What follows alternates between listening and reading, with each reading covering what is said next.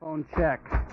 1, 2. The microphone check. 1, 2, 1, 2. The microphone check. I got my headphones tuned between two different AM stations, and my briefcase is full of declassified information. Declassified. Good evening, and welcome to News from Neptune for the 47th week of 2013. For more than 20 years, this program has been a spontaneous and unrehearsed discussion of the news of the week and its coverage by the media. First on a so-called community radio station, and when censored and locked out of there, welcomed, I'm happy to say, by the good folks at Urbana Public Television. I'm Carl Estabrook. My discussants tonight are Ron Szoke, whom we welcome back to this table, and even the table got criticism this week, by the way, and David Green, candidate for David Green got criticism. David Green got criticism, but then he's used to it as a candidate for the House of Representatives in Illinois' 13th Congressional District. And other candidates for that seat are invited to come and get some criticism of their own, whatever they want, to sit at this table and to participate in this discussion. The expectation is not high that we will have other candidates, but if they wish, certainly our having David here is a wonderful occasion for them to drop by. Let me make it clear, I'm willing to absent myself in case somebody just wants to have it all to themselves. Have the candidates chair all to themselves. I'm just happy to welcome other candidates to our pilloried plinth here and see if we can't get them to sit around it and say something. Our program's format is to take turns suggesting an item from the week's news that's been ignored or misrepresented. Misrepresentatives is another issue. That's, I guess, what we were talking about. And then ask our colleagues to comment upon that issue. At the end, we'll have time for Coburn's Corner, where we'll nominate cliches, overused phrases, and tedious words for elimination. Our program's name, News from Neptune, was chosen to honor Noam Chomsky, who's been talking sense about American politics for more than twice the 20 years we've been on the air. Chomsky has said that in the American media, either you repeat the same conventional doctrines everybody is saying, or else you say something true, and it will sound like it's from Neptune. Today is November 22nd, 2013. A great man died 50 years ago today. I refer, of course, to the literary scholar and theological writer, novelist, and friend of J.R.R. Tolkien, C.S. Lewis. His book, The Discarded Image, I used to give to my graduate students beginning Renaissance and Reformation studies, as it was called, because it was the one account of medieval literature, medieval and Renaissance literature, that avoided what the historian E.P. Thompson called the enormous condescension of posterity, a besetting sin whenever one is doing history. Lewis is better known, perhaps, as a novelist and indeed as a theological writer than he is as a scholar, but his scholarship was the basis of all of that and still very much worth reading, I must say. Of course, there is an unavoidable anniversary today, and that's the anniversary of the murder of the scion of the Kennedy family after his father got him elected president. The sort of besetting approach was taken or was illustrated by the cover of Time magazine this week. Does anybody still read Time? I mean, I saw this only because I was in a doctor's office, and naturally there was a copy of last week's Time. A likely story. Well, all true. I mean, I wouldn't. In any case, what it said was, the moment that changed America. And it was a picture of John Kennedy riding in the back of the limousine on November 22nd, 1963 in Dallas. Now, the point of that seems to me to be that it's absolutely false.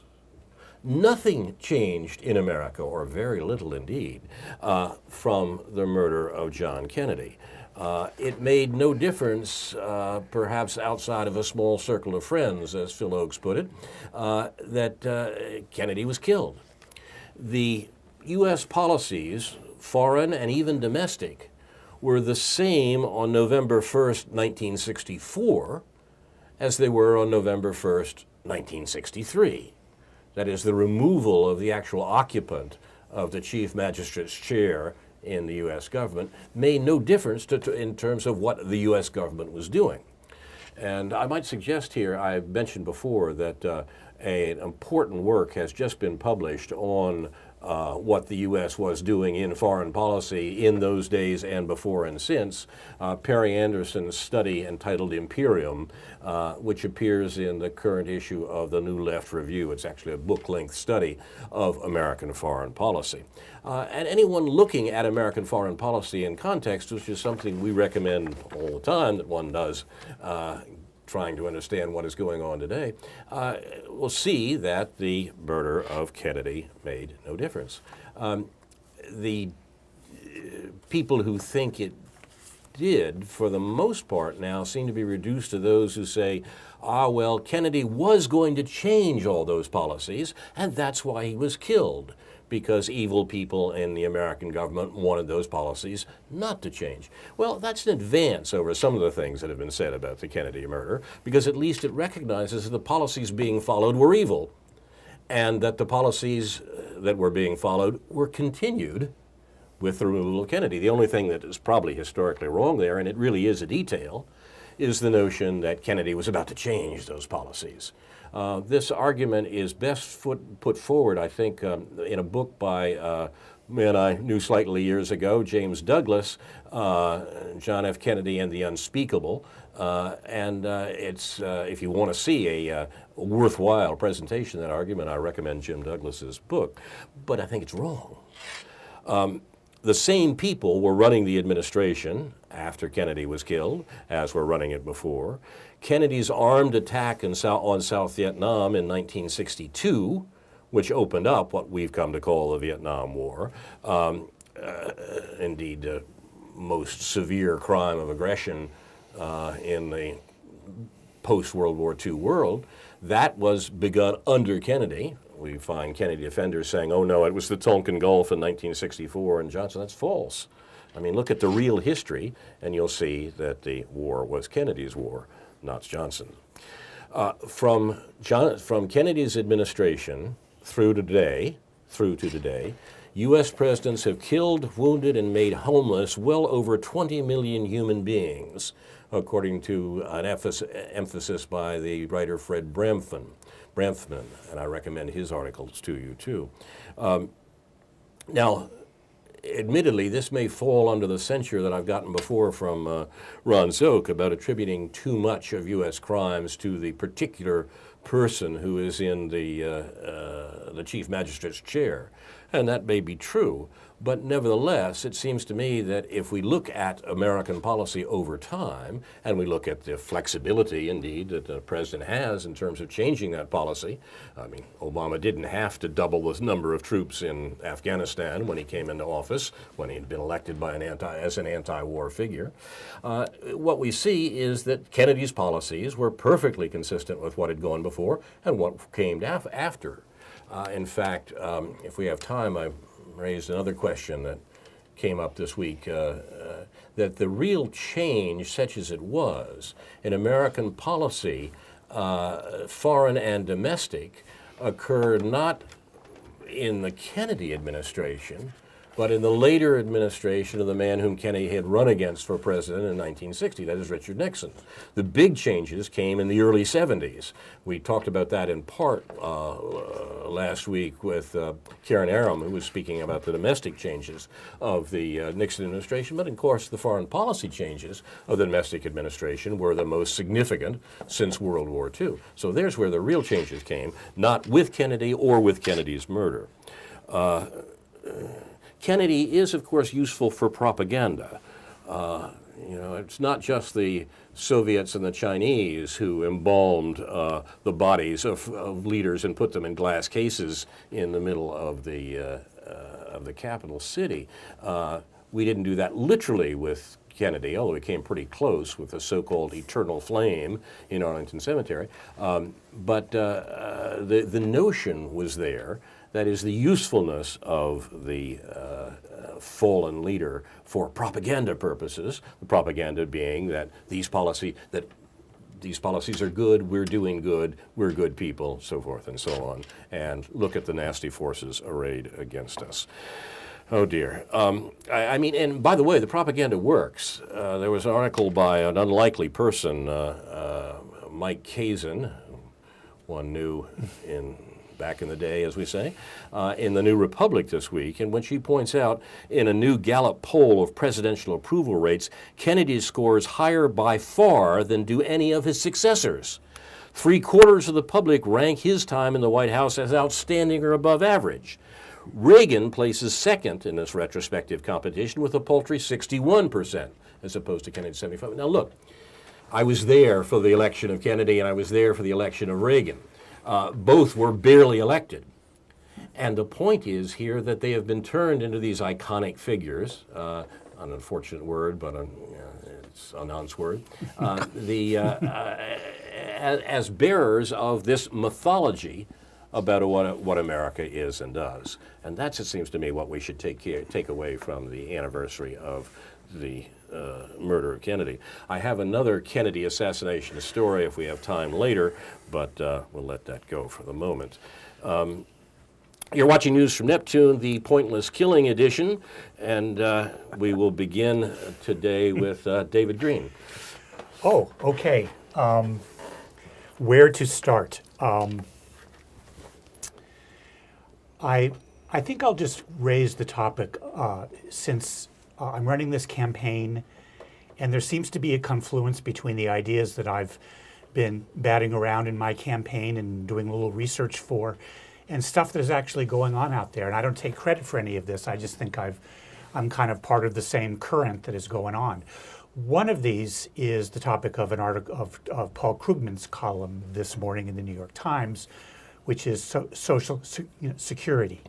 And not just the maintaining of Social Security, but the possible expansion of Social Security, which seems to be more and more talked about as there is perceived to be, and this is probably an appropriate comment for all three of us, a retirement crisis. And that people that are beginning to retire or starting now or have recently retired or will be retiring in the next 5 or 10 years, if they can afford it, won't exactly on average being retiring in style because of the nature of the way the economy has worked for them in the last few years, not to mention for their whole lives, and the way that the economy is going to continue to work in the future. I've been a little dissatisfied with the specifics of how Social Security expansion and various other alternatives are being talked about, and I raised these even just in sitting down this past September to write a few ideas on my campaign website, which happens to be davidgreenforcongress.com. That's davidgreenforcongress.com. Wait, it's davidgreenforcongress.com. And in New Jersey, and if you go there in the next 10 minutes, you can donate some amount of money. Don't wait. Operators are standing by. They are. The eternal PayPal operator is standing by. But in any event, I'm only raising here because I'm on the other side of the table now, and I have to go to see how I look. But okay. But no, it's okay, Caleb. We're doing fine. There's a few questions that I began to raise on my campaign website and have referred to, and that is. And these things have been very much in the media, in the left media, over the past 2 or 3 months.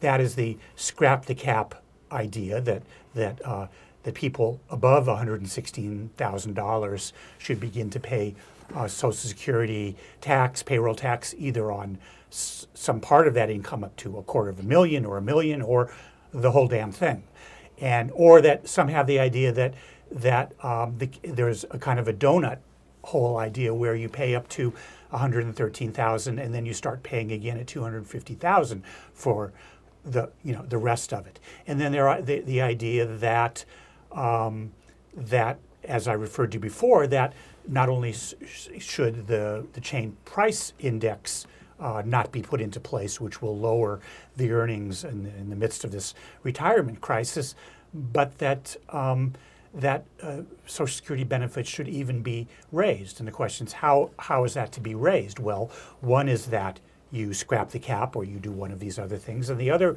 way is that you don't have a combined budget anymore in which Social Security is lending money to the federal government so they can pretend it doesn't have a debt, and so that rich people can avoid paying taxes to balance the federal budget, which they have been doing ever since there was this combined budget 30 years ago, or maybe even longer. I forget when I think it was at least 30 years ago. Maybe the combined budget goes back to the 1960s, I'm not sure. But in any event, wealthy people have been paying less taxes, and that would give them incentive to pay more taxes, or give our system the incentive to tax them more for a very good reason, because there are some good reasons not to have a balanced federal budget, but rich people paying the richest among us paying their fair share isn't one of them. So there's all kinds of ways that we can fix Social Security, in which would make it look very different, and even beyond not having a combined budget anymore. There's the idea, which goes back to what was actually debated briefly in the 1930s when Social Security was put into effect, was that it shouldn't even be a separate system at all. That there should be a guaranteed pension paid out to everyone. Let's just say, in the current context, $2,000 per month, based on perhaps how long you've been living in this country, and maybe subject to some kinds of tests, but not all the complicated payroll tests that are put into place now that are really too complicated, and the people that are doing all that good work could be put to work doing some other kind of good work. And that would mean that whereas the strength of Social Security has always been thought to be in the fact that everyone was in. It wasn't just a means-tested thing. It wasn't just for poor people. But also the weakness of Social Security has always been in this separate idea that it could be used in the way that it's been used, as well as threatened, even though it's supposed to not be threatened because it's separate. And in fact, it is being threatened. And in fact, if it was part of the general budget and was being funded not by a flat tax, but by the same progressive taxes that really everything in the federal budget ought to be funded by, that would also make it look different. And all of these ideas, as they increasingly get more generous and more radical, would be ideas that are opposed by the 1%. And the reason they're opposed by the 1% is because they create more choices. And I think that what's fundamental to understand about the way capitalism works is that there's a free market for those who own the market. But for labor, there's only a free market when it's in the interest of the 1% to have a free market. Knowing that you're going to get a $2,000 a month pension when you retire, equivalent to today's dollars, would mean that you would have a lot of choices in the way you chose to work or not to work, which are limited now by the fact that you have to keep working, and to build up your own personal retirement fund, and to get into the Social Security system, and to maintain your dollars there, and to keep a job with your 401k or whatever your vehicle is called. And all of these things limit choices, and that's what the rulers of the world do not want people to have in the labor market. They want us to be working at the same job, not to be looking for other jobs, not to be looking for better jobs. So these are all ideas that can be brought forth in a political campaign and in other contexts, which I look forward to doing over the next few months. Thank you, David. Take on this, Ron? Well, the language here has been corrupted, as it generally has been in our political discourse and discussion of public issues. We're calling these things an entitlement, and others are stressing that it's something that people have been paying for all along, and contributing to the supposed Social Security trust fund, or whatever it's called, which doesn't really exist, according to some. But yeah, I think we are undergoing a big transformation here in the thinking of some people, at least, which may eventually spread to the rest of the population. What's going on in Switzerland, I think, is interesting in this respect. They're going to be voting soon on a 12-to-1 cap on executive compensation, for example. They propose to give roughly the equivalent, between $2,000 and $3,000 a year, to every Swiss citizen, apparently. You mean And, per month or year?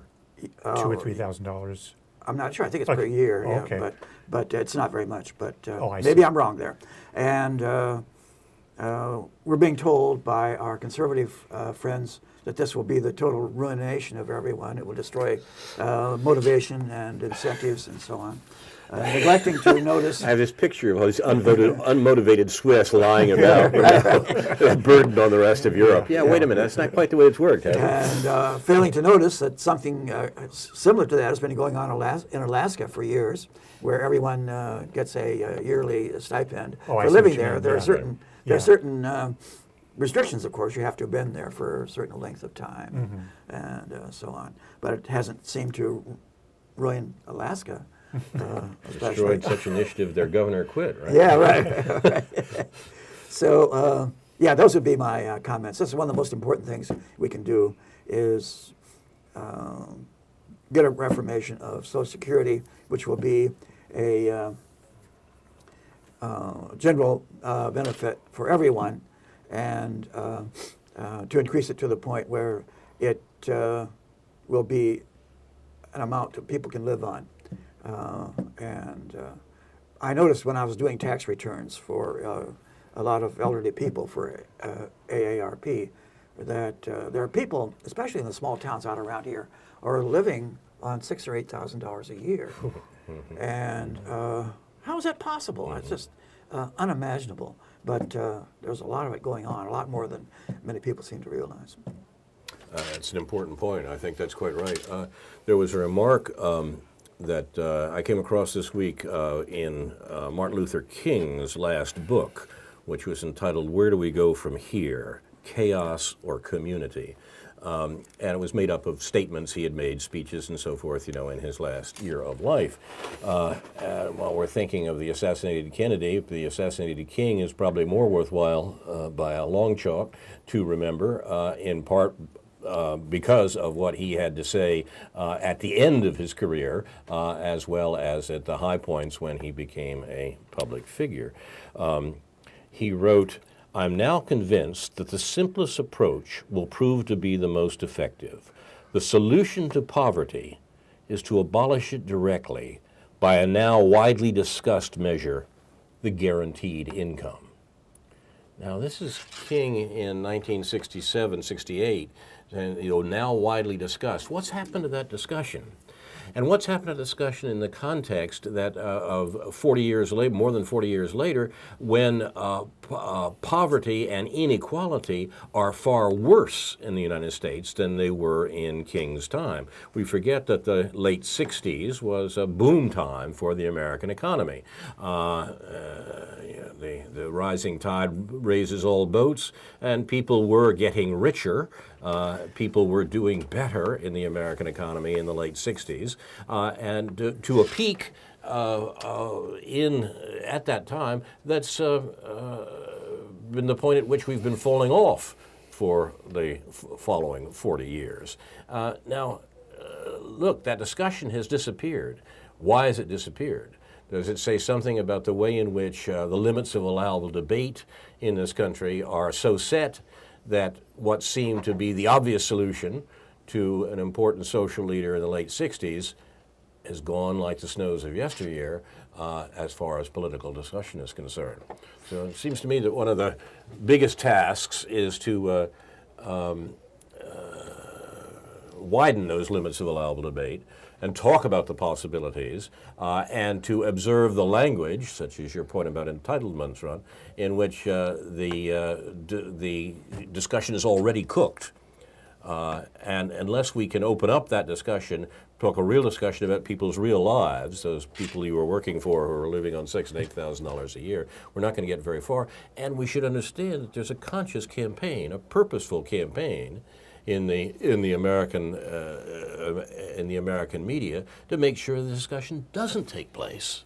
You know, it's not what they're hiding from us. It's the way in which the discussion is being channeled. That's what we need to fight. Yeah, and on the left most extreme of that debate is Paul Krugman, Yeah. in a sense. Yeah, even though he's obviously not a leftist. Exactly. And so that's what you see. But you can see that in the kind of things he's taking on. And then I would add to that on the genuinely more leftist extreme is the debate about full employment. And there's a nice, if you're a little wonky, if a little on the wonky side, there's a nice about 120-page report that's come out from the Center for Economic and Policy Research, written by Dean Baker and Jared Bernstein, which you can download from their website, which talks about the arguments for full employment and what it is, and some of the more technical aspects of that and how we would actually get there. So, and that's of course another thing that I'm wanting to put on the table in my political campaign for U.S. Congress. I haven't read this, David, but do they go into the question of why full employment is in fact opposed by those who control wealth and power in the country right now? The big reasons the 1% don't want full employment. Yeah, I think they imply that by addressing the arguments about the sort of classic choice is that the Federal Reserve, the charge of the Federal Reserve, is to both encourage full employment, but also to limit inflation, and that of course they've tended on the side of getting everybody scared about the fact that instead of 1 or 2% inflation would go up to 3 or 4 or 5%. As it actually was in the late 60s when everybody was doing much better. So they talk about what the arguments for and against having a higher rate. The point is to actually point to a higher rate of inflation than what we've got now, and there are good reasons for doing that. And there are good reasons that the 1% doesn't like that. Exactly. And there are also good reasons why they don't like full employment. The same thing I said before is it gives people choices. Exactly. As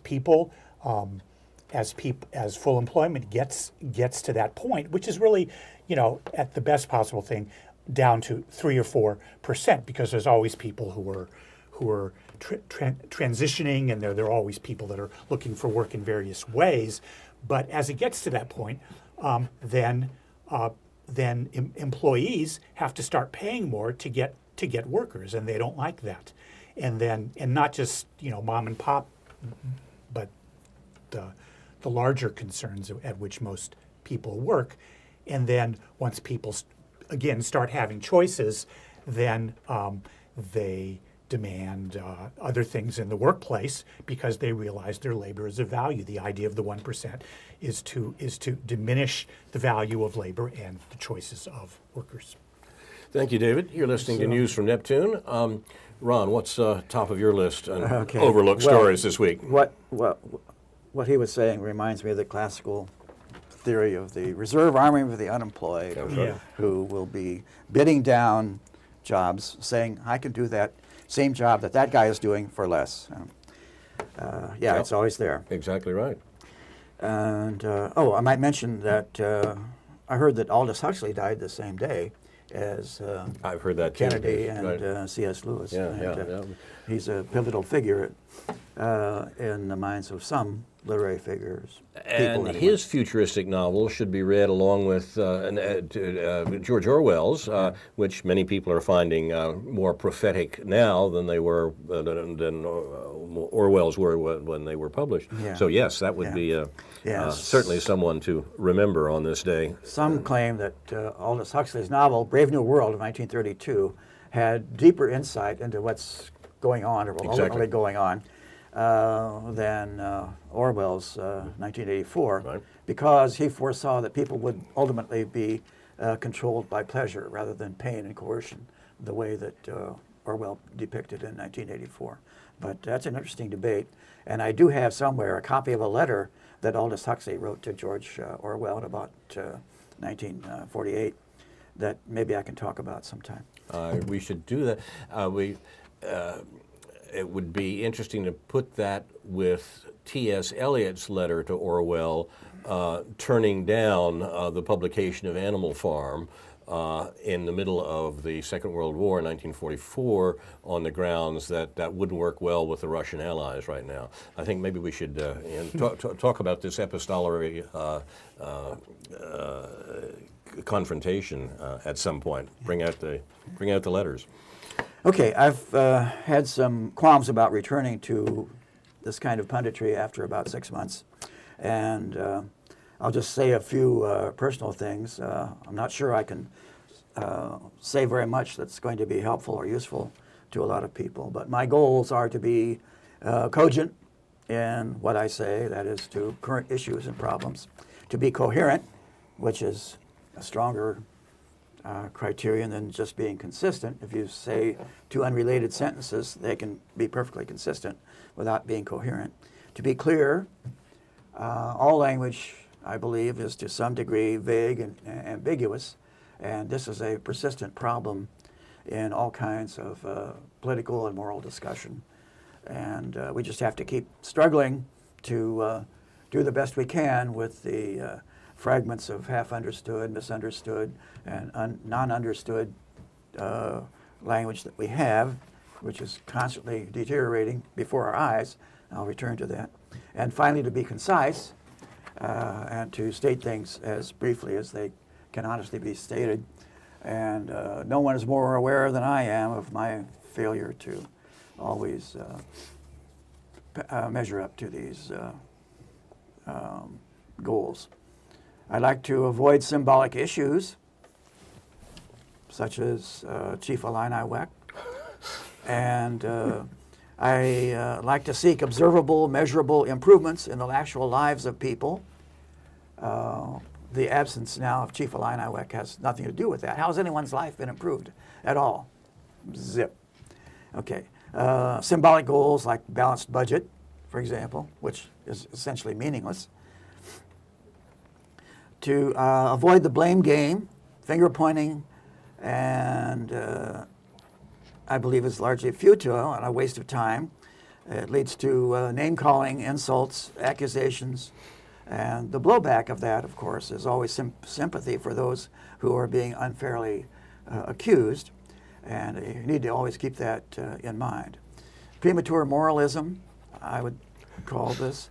For example, cursing and condemning politicians, and especially Chicago politicians, which I'm afraid sometimes is coded language for black politicians. But anyway, the constant appeals to fear, greed, and hatred on the part of our right-wing colleagues, and the objection I have to the reforms that are often suggested that I think are examples of wishful and magical thinking. Education keeps coming up as, what are we going to do about this? Well, more and better education. H.G. Wells, who I admire in some respects otherwise, said that our history now is a race between education and catastrophe, and I think we know which one is winning. Appeals to leadership. We need leadership. That is one of the most empty and stupid recommendations that I can think of, but more and more is being written about leadership. Ex-president of the University of Illinois wrote a book on leadership, and more we keep hearing this, that we need to find some leaders who will deal with our problems. Redoubled effort is another one, essentially doing the same thing again and again, more intensely, and I'm concerned that that doesn't really help us either. Killing the current tyrant or madman, regime change, and so on. We see in the Middle East now the consequences of trying to do that, and that's not very helpful either. Avoiding spiritual exhortation and religious conversion, which some people keep looking to as the solution to our problems and what will save us. Reorganization of the current institutions and organizations, redrawing the organization chart, which I think rarely gets us anywhere. So the only thing I have to recommend as a solution to all of this is what I would call tireless, continuous, nonviolent citizen action. And we're not getting much of that, I'm afraid. What I observe among my fellow citizens is that they're lonely, bored, resentful, defiant, cynical, and self-deceived. And their cynicism about politicians, for example, is an example of this, I think. There are some politicians who I think are honestly, sincerely trying to do a good job, to be helpful people, and so on. But people who have never been in a political position like that have no idea of the conflicting pressures that are on people. And if you try to please one group of people, you will alienate another group of people, and it's just impossible. So I have some sympathy for what they tried to do. Some of them, I think, did not instantly become corrupt at the moment that they were elected to office. So what this has led to is a lot of public disintegration, I think, and decline, the apathy. And another factor, of course, is the extreme inequality that we're experiencing in this country. Another symptom of what's gone wrong is what some of these sociologists, like Mannheim, have called the alienation of the intellectuals. There's more and more dissatisfaction and dissent among the intellectuals. So all of this indicates what I would call a decline of civic morale and the absence of a public philosophy or a theory of citizenship that will serve us all. The only one we seem to have is the liberal or neoliberal theory that what's in it for me? Grab all you can for yourself. And I think that in the longer run will destroy us as a nation and as a culture. So there's a lot of provocative stuff there. Maybe we'll come back to some of it. In particular, I'd like to avoid use of a lot of ideological terms, liberal and conservative and so on, which are the classic ones, and which I think are kind of pointless. People are still arguing in terms of what's a true conservative principle and who's really a conservative and who's not, or who's a liberal and who's not, and so on. And that all seems to be, again, largely a waste of time. But I'll stop. Thank you, Ron. Are you provoked, David? Yeah, I have to blame Ron for provoking me. No. Good. No, there's Tell a lot us about there. the provocation. I agree with most, if not all, of what you have to say in and of itself. I think that there's careful ways to use the words liberal and conservative, and careful ways in context in which those words can mean something, or at least we can talk about how their meanings have evolved in better or worse ways over historical time.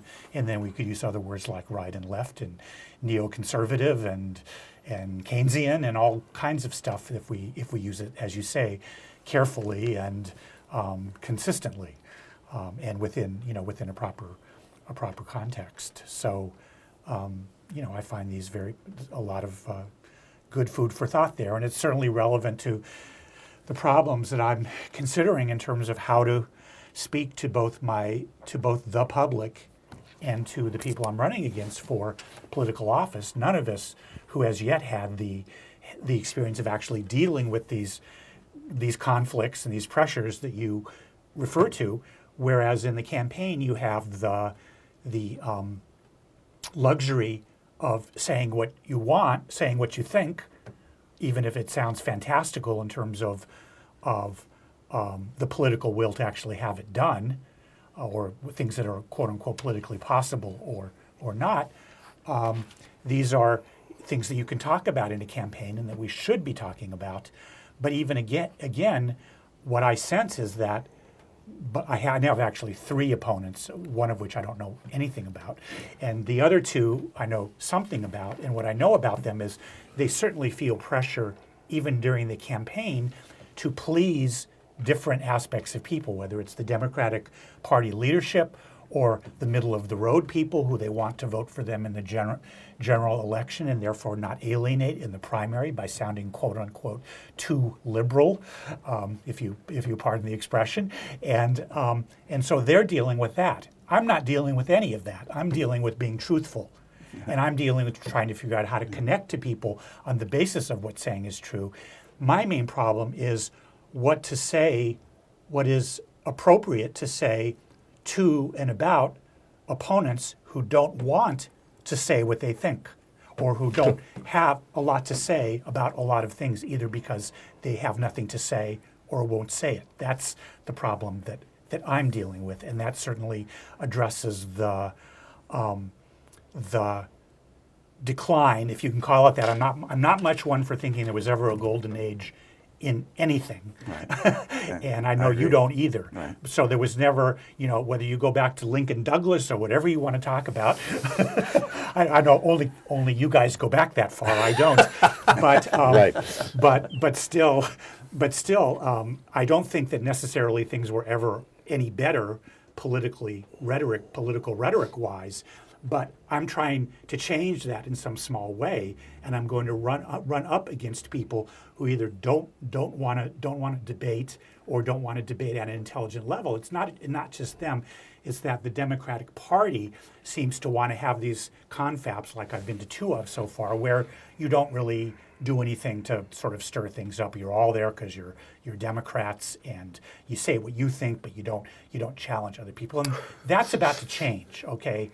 That's about to change, and I have to give the News Gazette some credit for actually probably wanting it to change, especially among Democrats, but even among Republicans, because they want to have something to report in their paper. They want to have something to stir people up. So they're calling for debates, and I'm afraid my opponents are probably going to have to. I mean, I'm afraid they're going to have to, unless they're going to risk being seen as avoiding debate. They're going to have to do that, and they're going to have to deal with some pretty direct comments from me in that context. Yeah. Well, good luck to you in getting some actual rational debate going. But what I see now going on is the constant appeal, especially in the right-wing press or media, to fear, greed, and hatred. And they seem to want to stick with those 3 basic appeals. And I think it's appalling, but yeah, what can I do about it except try to struggle on here and clarify things to the extent that I can. And how can you limit it to the right-wing press, Ron, when the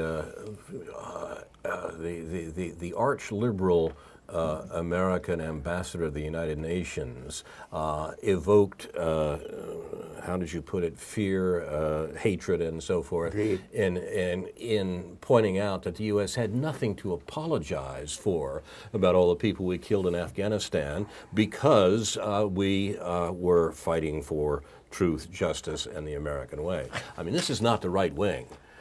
These are the people who are actually running this war. And, I think one of the cleverest things the Democrats have done, particularly since the 2008 election, is to convince people that the problem is a bunch of crazy rightists who are preventing good things from happening. I mean, this is the please don't throw me in that briar patch move that has been perfected by the Obama administration. Please don't make me do things that will have an austerity effect on the American economy. The fact of the matter is that Obama came into office working for people who were demanding austerity in American economy, and he presents austerity with a friendly face, austerity with a human face, and says, well, I wouldn't do it, of course, except that those Republican crazies and the Tea Party, they're worse, are forcing me to do it. That's the best game going for the Democrats. It's good cop, bad cop on a really large scale. And we should remember that in the good cop, bad cop scenario, it's the good cop who's lying. Well, I was referring in part, I think, to what's going on among the Republicans and self-styled conservatives. Here's an article from a popular magazine last week by Joe Scarborough, "My Fix for What Ails the GOP." He quotes view of Bill Buckley and Happy approves of memories. it. Yeah, stop electing amateurs who serve as little more than ideological indulgences, who exploit resentments that play well enough among the base, but whose positions make them non-viable in general elections. And this is all the talk, alluding to all the talk about electability. So yeah, there's a lot of self-indulgence around on ideological grounds on every point of the supposed ideological spectrum, which I have doubts about anyway. But in any case, we can restore Republican viability in the general elections, he says, do it by fighting for the core principles of conservatism and emphasizing values that most Americans agree with, without saying what those core principles of conservatism are. And I think we're having a lot of trouble with that. It's very obscure territory. So what are the core principles of conservatism, Mr. Scarborough? No. And or the core conservatives' principles as opposed to core liberal conservatives, liberal principles. I don't know. I'm more and more in despair about understanding what all that talk is supposed to be about.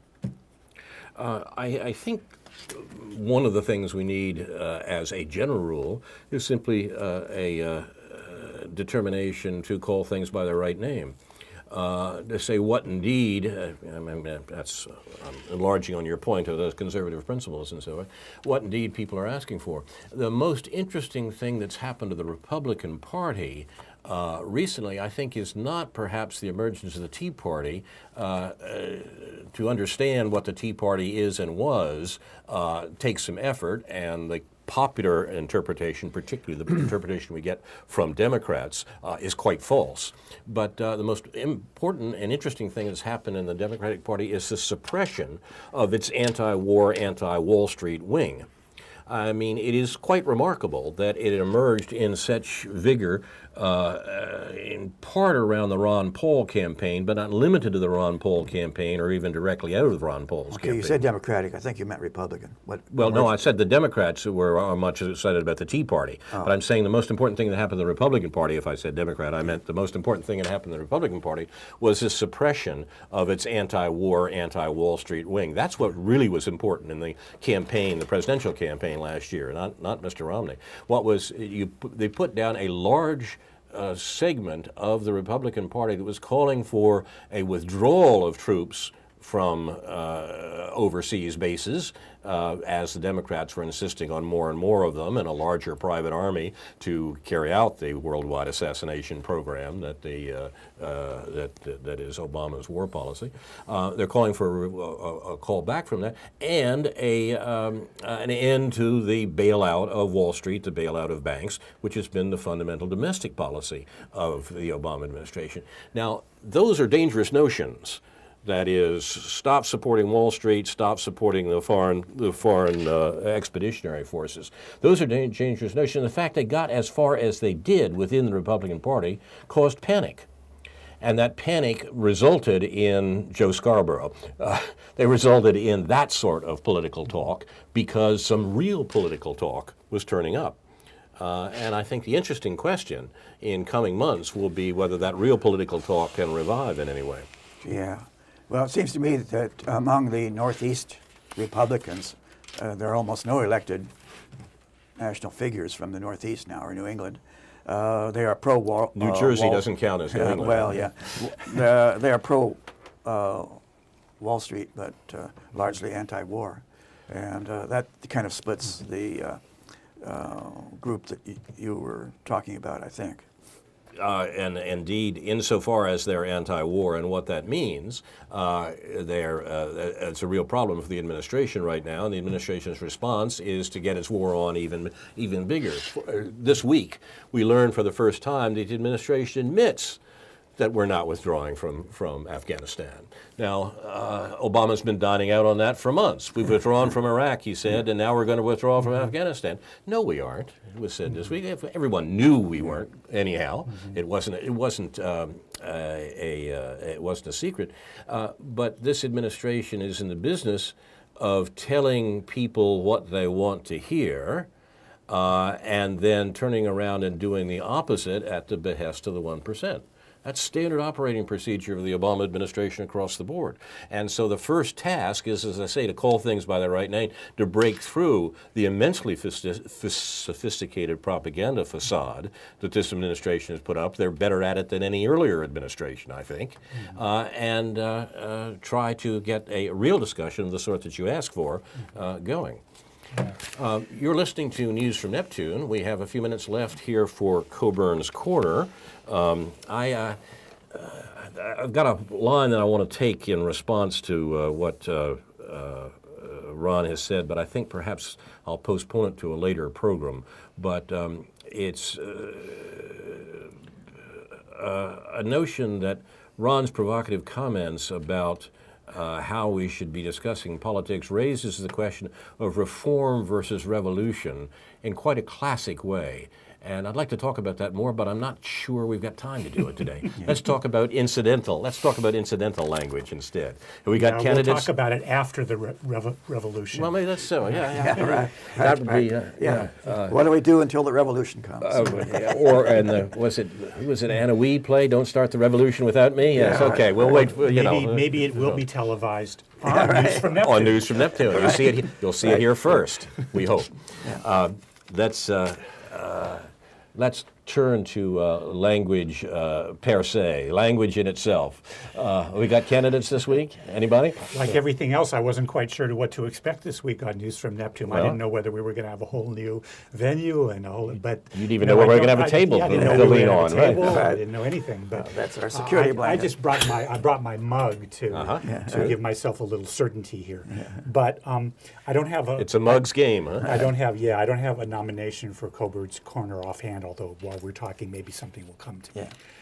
I'd like to nominate target as a verb. Oh, the target. More and more. Yes, good. We're hearing target this, target that. Yes. So who are you targeting today? David? And they're not talking in a JFK sense. No. This is talking. That's right. It's just a metaphor. Yeah. Right? Well, it raises the image of someone being in the crosshairs. So, are you targeting anyone in particular? Yeah, well, I think there's a little bit of marketing language that goes along with that, of course, and so much of our language is determined by marketing culture. So I think that's a good one in that context. There are many other terms that seems to have been tried out on focus groups and are used heavily to kind of guide people's thinking. Here's one in the Atlantic: securing economic strength through education. A spirit of collaboration across organizations producing significant achievements in the study of American progress. You consistently find a trail of teamwork. This is actually an ad for the Chevron oil company, I believe, talking about why they're supporting STEM, the science, technology, education, mathematics efforts. Interesting article on this, the lead article in the current Chronicle of Higher Education, about why we need more and more people who are trained in the STEM disciplines, saying that it's unfounded. But anyway, here are some other focus group tested terms, I think, that you hear a lot about and should always be questioned. Strength, growth, progress, advance, health, partnership, reform, education, and investment. They all sound so nice, don't they? I mean, that's just wash over you. I mean, it makes you feel so good. Those are all the words my geriatrician used this week. Let me just say that what I am doing is looking for the business concern or corporation or company of any kind which you can call that has not, in fact, recently changed its menu. And I want to suggest that when we're getting down to cases here and back to first principles, my candidate for Coburn's Corner this week for the elimination of language, or at least its rectification, is free market. I'm astonished the way in which that is being used without any attention to the fact that the free market, as it applies, if it can be applied in any consistent way in current discussions, in the sense that the United States is promoting free markets around the world, or with the Trans-Pacific Partnership is attempting to make sure that free markets are guaranteed around the world. If we talk about it that way, what we mean by free markets is a situation where large piles of money can do what they want, regardless of rules and regulations that people might make. The owners, I mean, of course, those large piles of money. A free market is fundamentally inimical. Free market, in the sense that we actually use it, is fundamentally inimical to democracy. Democracy means, even the Supreme Court agrees, one person, one vote. The free market means the more dollar votes you have, the more influence you have in the society. They are absolutely at each other's throats. They are opposed. You can have one or you can have the other. You can't have both. And to an American political discourse, it's the free market that indeed seems to be winning. Of course, we're for democracy, but democracy means the free market, doesn't it? And the free market means, and then we get into discussions of what this administration is doing in utmost secrecy about the organization of the world economy, particularly the Pacific economy, which got us in trouble in Southeast Asia in John Kennedy's time, right? You need to always ask these people who are spouting about the free market, do they believe in a free market in narcotics, for example, or pornography, or prostitution, or they're silent on that, or they will suddenly change direction. But that's interesting. Yeah, I mean, the free market is an oxymoron, because at the very literal, concrete level, because markets cost money. Yeah. You have to set them up, you have to regulate them in various ways. They cost money. There's choices being made in terms of how to devote society's resources to maintaining those markets, like anything else. Yeah. And another topic for a future program, since I've been trying since I sort of impulsively have my campaign slogan, a better New Deal, I thought I should read up more on Roosevelt and what the New Deal actually was. And of course, the New Deal, from a more critical perspective, was actually an effort to rein in the free market by the corporate leaders of that era. Exactly. And so that deserves to be understood in ways that can be helpful now. Yeah, there's a number of terms qualified by free that you're never sure whether you should be for or against. Free love, or free lunch, or whatever. I have an interesting pair of books. There's No Such Thing as a Free Lunch by Milton Friedman, and Free Lunch by David K. Johnson, about all of the subsidies to corporations and businesses. You see the attempts to lure them to certain communities, Illinois and so on. It's going on all around us at the time. So that's free lunch, tax exemptions, for example, for the businesses and so on. As he calls them, free lunch. So that's interesting. People are deeply confused about this. Well, maybe Milton Friedman was right in this case. Yeah. That's an interesting possibility we also might talk about in regard to guaranteed annual incomes and whatnot on some occasion. And I've said some disobliging things about the late President Kennedy today. I want to say one positive thing about a line which I assume Ted Sorensen wrote for Kennedy, but which happens to be correct. Those who make reform impossible make revolution inevitable. And he was talking about Latin America at the time, of course, but the point generalizes. And as usual, Kennedy's job was to cover sin with smooth names and to put a good face on what, in fact, the United States was doing around the world, most notably in Latin America. But in order to do it, you have to pay the tribute that vice pays to virtue. You have to make hypocritically accurate statements. And that's one of them. The last word goes to Phil Oakes in 1966. I cried when they shot Mr. Kennedy as though I'd lost a father of mine. But Malcolm X got what was coming. He got what he asked for that time. So love me, love me, love me. I'm a liberal. Quite right. You have been watching News from Neptune for the 47th week of 2013. The Pointless Killings edition. Our program is named in honor of Noam Chomsky. If the program interested you, you might want to look for similar programs here on Urbana Public Television, now not only on cable, but streaming online at urbanapublictelevision.org. I'm Carl Estabrook. My discussants tonight on News from Neptune have been Ron Szoke and David Green. I can be reached at carl@newsfromneptune.com and see our Facebook page as well. I'm happy to receive your comments, even about the table. Our thanks to UPTV, especially Jake, Jason, and Caleb. Inshallah, we'll be back next week with a new edition of News from Neptune to remind you, in the words of Edward de Vere, what's past is prologue, what's to come and yours and my discharge. In the meantime, confusion to our enemies, and a good night to you.